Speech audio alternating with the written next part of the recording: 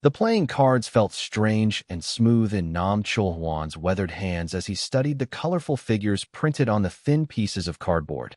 Kings and queens with elaborate crowns, jacks with mysterious smiles, numbers and symbols that seemed to dance across the glossy surface in the flickering light of the recreation hall.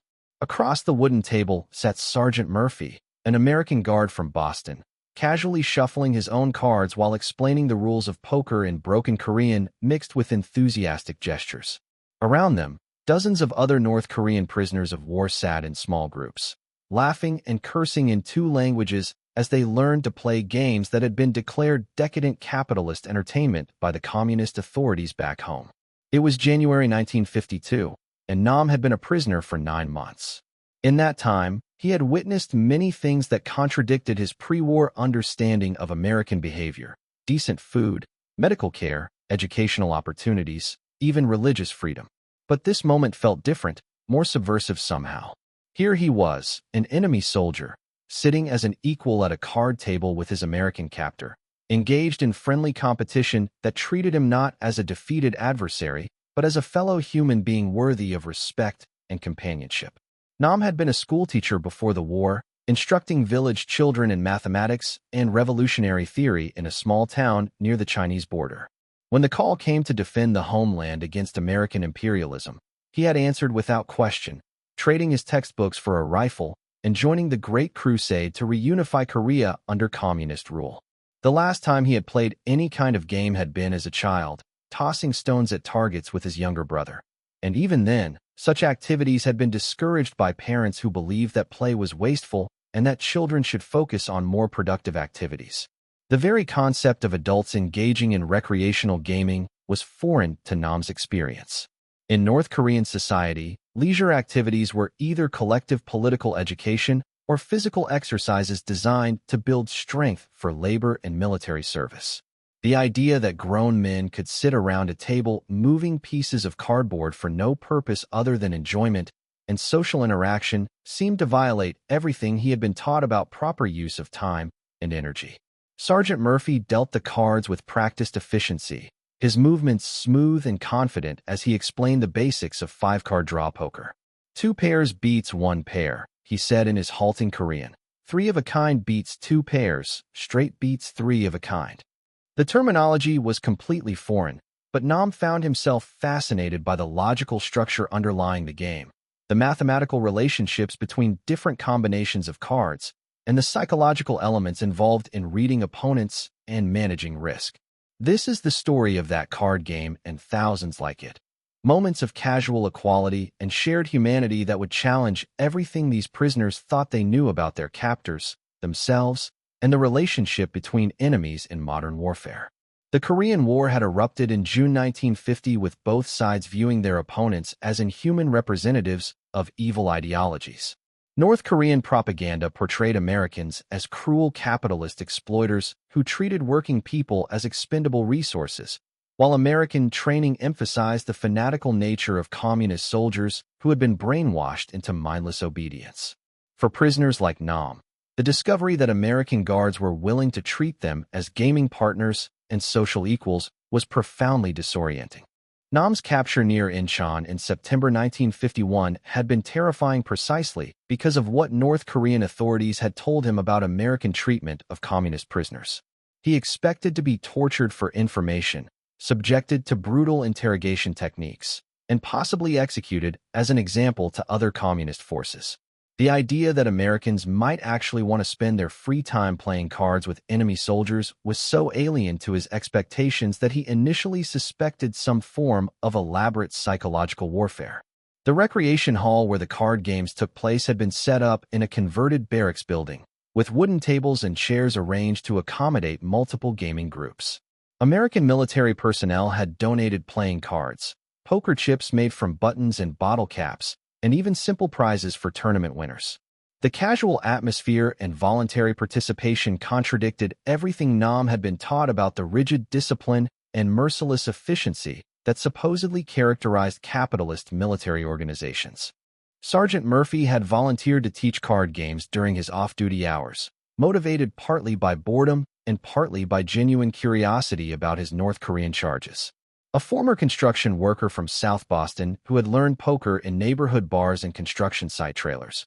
Murphy found that teaching games was an effective way to build rapport with prisoners while providing them with entertainment that helped combat the depression and lethargy that often affected men in captivity.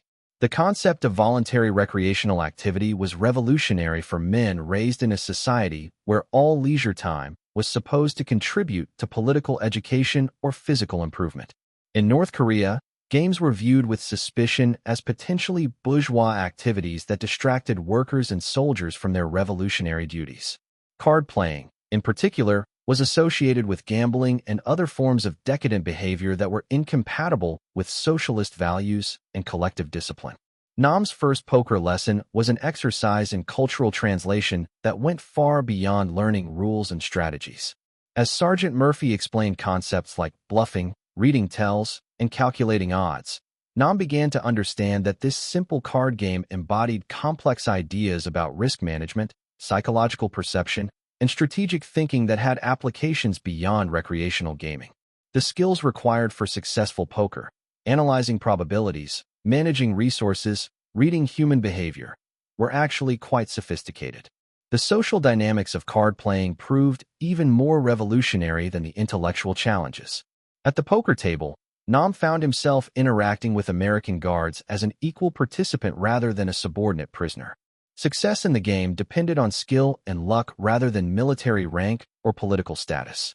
A North Korean private who was good at reading bluffs could beat an American sergeant who was overconfident about his hand. The cards themselves were neutral arbiters that recognized no distinction between captor and captive. Private Yu Byung-ho, a former factory worker who had been captured alongside Nam, was initially skeptical of the entire program. "Why do they want to play games with us?" he whispered during evening conversations in the barracks. "What are they trying to learn? What information are they hoping we'll reveal while we're distracted by cards and gambling?" His suspicions reflected the deep-seated North Korean belief that Americans never acted without calculating political or military advantage. But Sergeant Murphy's approach gradually won over even suspicious prisoners through his obvious enjoyment of the games and genuine respect for skilled players regardless of their nationality or political background. He celebrated good plays by North Korean prisoners, offered strategic advice to help them improve, and treated wins and losses with the casual good humor that characterizes healthy recreational competition. His behavior suggested that sometimes Americans really did things simply because they were enjoyable rather than because they served strategic purposes. The variety of games available was staggering to prisoners accustomed to societies where entertainment options were severely limited. Beyond poker, American guards taught prisoners blackjack, bridge, gin rummy, and even simple gambling games like craps using makeshift dice carved from wood scraps. Each game introduced different strategic concepts and social dynamics, providing ongoing intellectual stimulation that helped prisoners cope with the boredom and uncertainty of captivity.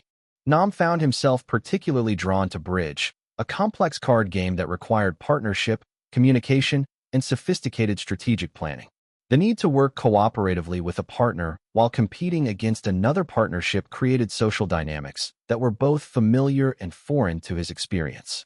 In North Korean society, cooperation was mandated by political authority and directed toward collective goals. In bridge, cooperation was voluntary and aimed at defeating opponents through superior teamwork and communication. The mathematical aspects of card games provided unexpected educational opportunities for prisoners with various levels of formal schooling.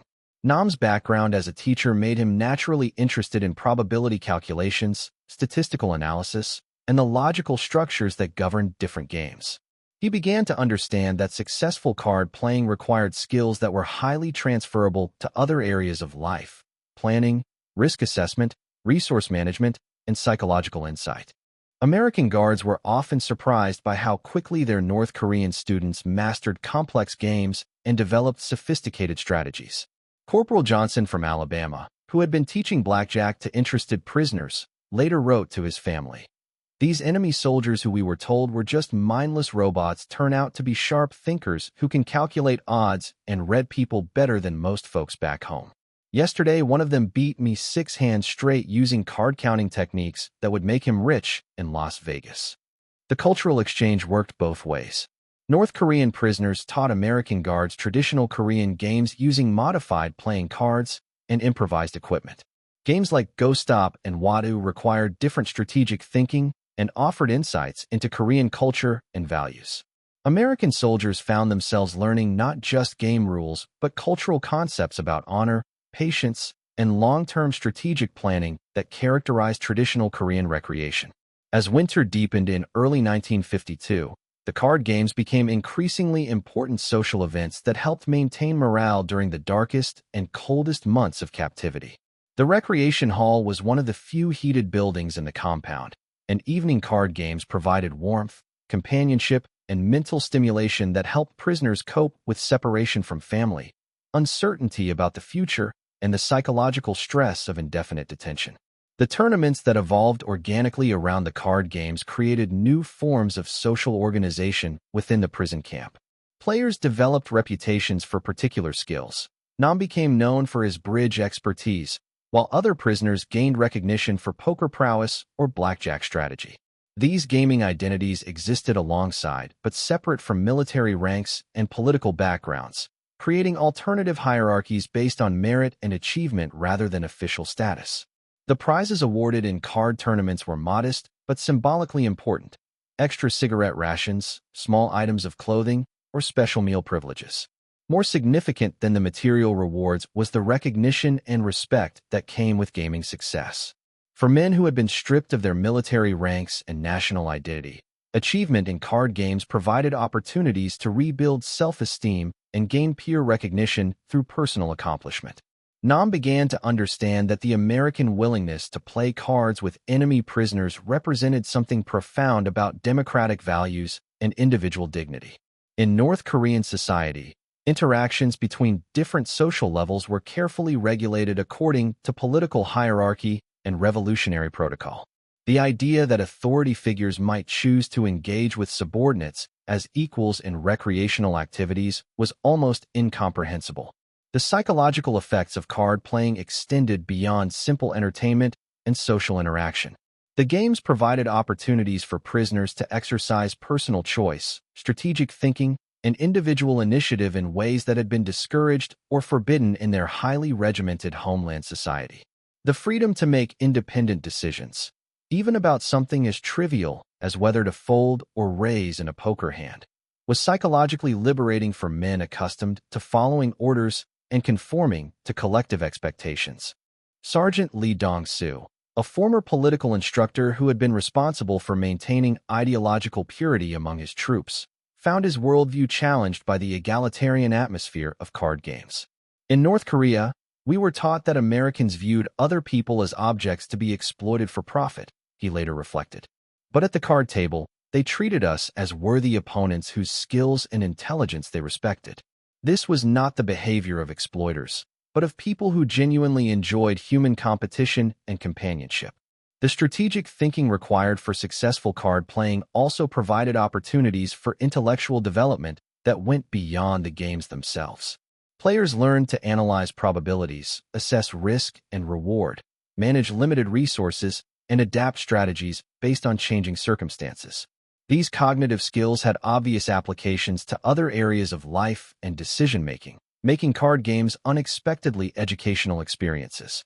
By spring 1952, the card games had become central to camp social life, with regular tournaments drawing participants and spectators from throughout the prisoner population. The competitions created excitement and community spirit that helped maintain morale and provided healthy outlets for competitive instincts that might otherwise have created disciplinary problems. American camp administrators recognized that the recreational programs served important practical purposes beyond prisoner entertainment. Men who were engaged in enjoyable activities caused fewer problems, showed less tendency toward depression and despair, and were generally more cooperative with camp regulations and procedures. The card games had become an effective tool for maintaining order and stability while treating prisoners according to humanitarian standards. The informal relationships that developed around card tables gradually broke down barriers of mistrust and hostility between prisoners and guards. Men who had been trying to kill each other on the battlefield found themselves sharing jokes and strategies across gaming tables, discovering common interests and human connections that transcended political ideology and national identity. As 1952 progressed and armistice negotiations began to take shape, the card games took on additional poignancy as prisoners realized their time in American custody might be limited. The friendships formed across card tables and the social communities built around gaming activities might soon be ended by repatriation to very different societies where such interactions would not be possible or acceptable. Many prisoners expressed concerns about returning to North Korea after experiencing the intellectual freedom and social equality that characterized American recreational culture. How could they readjust to a society where individual initiative was discouraged and social interactions were regulated according to political considerations? The card games had provided a taste of personal liberty that would be difficult to abandon. The final major tournament before the armistice in July 1953 was both celebration and farewell. Nam had become one of the camp's most skilled bridge players, partnering with an American corporal from Ohio in the championship match against a team consisting of a North Korean sergeant and an American private. The symbolic significance of the partnership, former enemies working together toward common goals, was not lost on participants or spectators who understood they were witnessing something unprecedented in the history of warfare. Nam's team won the tournament with a series of brilliantly played hands that demonstrated the sophisticated strategic coordination they had developed through months of practice and mutual respect. As he shook hands with opponents and accepted congratulations from American guards and North Korean prisoners alike, Nam realized that the card games had provided him with experiences of equality, achievement, and human dignity that would influence his understanding of social relationships for the rest of his life. The repatriation process that began in August 1953 marked the end of the card-playing partnerships, but not the end of their influence on the men who had participated.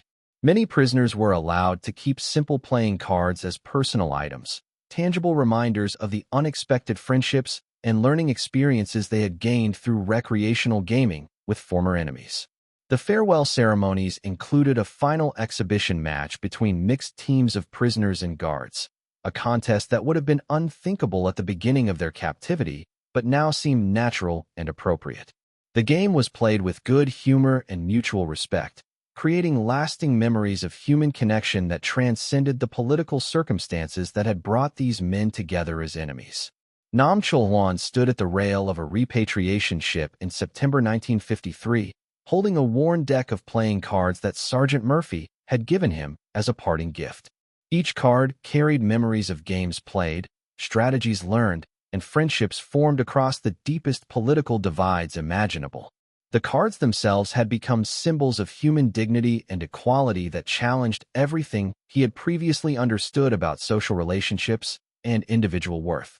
The North Korea he was returning to had not relaxed its hostility toward individualistic activities that might compete with collective political goals. Card playing remained associated with bourgeois decadence and capitalist corruption, activities that were discouraged or forbidden entirely in a society dedicated to revolutionary transformation. Nam understood that his gaming skills and the social attitudes they represented would have to remain hidden, like so many other aspects of his American captivity experience. But Nam carried with him more than just playing cards and gaming memories. He carried a fundamentally different understanding of human equality, individual dignity, and the possibility that people from radically different backgrounds could interact as equals when artificial barriers were removed. The card games had demonstrated that competition could coexist with friendship, that individual achievement could be celebrated without undermining social solidarity, and that even enemies could discover their common humanity through shared recreational activities. The story doesn't end with repatriation and the return to a homeland where such recreational freedom was not available. In the decades that followed the Korean War, some former prisoners carried their gaming knowledge and the social insights it had provided as they rebuilt their lives under continued communist rule. While card playing remained politically suspect, the cognitive skills developed through gaming, strategic thinking, probability assessment, psychological insight, proved valuable in other contexts. Some former prisoners became teachers who used mathematical concepts learned through card games to help students understand probability and statistics. Others applied strategic thinking developed at gaming tables to agricultural planning, factory management, or other activities that required careful resource allocation and risk assessment.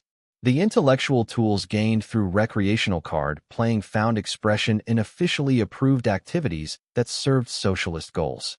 The American Guards who had participated in the card-playing programs returned to civilian life with enhanced understanding of their former enemies' intelligence, humanity, and individual dignity. Many continued to play the same games they had taught to North Korean prisoners, carrying with them memories of men who had proven that political ideology could not eliminate fundamental human similarities in reasoning, humor, and competitive spirit. The prison camp card games had demonstrated something profound about the relationship between recreation and human dignity. They had shown that societies confident in their own values could afford to treat even their enemies as worthy gaming partners, and that such treatment often proved more effective than coercion in demonstrating the superiority of democratic principles and individual freedom. But perhaps most importantly, the card games had revealed the universal human need for intellectual challenge, social interaction, and personal achievement that transcends political systems and national boundaries. The prisoners who had learned poker strategy and bridge technique from American Guards had experienced forms of equality and respect that challenged their understanding of how different societies organize relationships between authority and subordination, individual initiative and collective conformity. The playing cards no longer felt strange in experienced hands. The games had ended with repatriation, and the casual equality of the gaming table had been left behind with other aspects of American abundance. But the intellectual skills developed through card playing, the social insights gained through recreational competition, and the understanding that individual worth could be recognized and celebrated. These discoveries would prove more durable than any political system and more powerful than any ideology seeking to reduce human beings to mere instruments of collective purpose. Today, card games remain popular recreational activities throughout the world, including in South Korea, where poker tournaments and bridge clubs provide entertainment and social interaction for millions of citizens. The North Korean prisoners who first learned these games from American Guards in 1950s prison camps witnessed an early example of cultural exchange that would eventually help transform global understanding of recreation, competition, and human dignity.